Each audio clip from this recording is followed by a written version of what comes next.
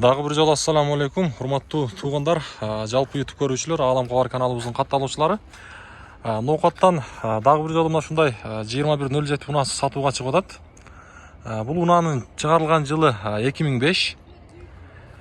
Машинанын эми бир эле айыбы бар экен туугандар, ошол өзүңүздөр динамын салып алышыңыздар керек экен. Ошол динам жагында гана иши бар, калган жагы буюрса эми мотор башка жагы жасалган дейт, жакшы дейт. Ички салонун мен силерге колумдан келишинче бир шыра көрсөтүп коеюн. Эми машина болуш ушун. Баасын айтабыз, сразу эле 100 000 сом кем болот экен. Эгерде ушундай унааны издеп жаткан болсоңуздар, мен ээсинин номерин астына коямын, өзүңүздөр баалашып, соодалашып алсаңыздар болот. 100 000 сом кем болот. Аст жагынан бир саат тартып коеюн.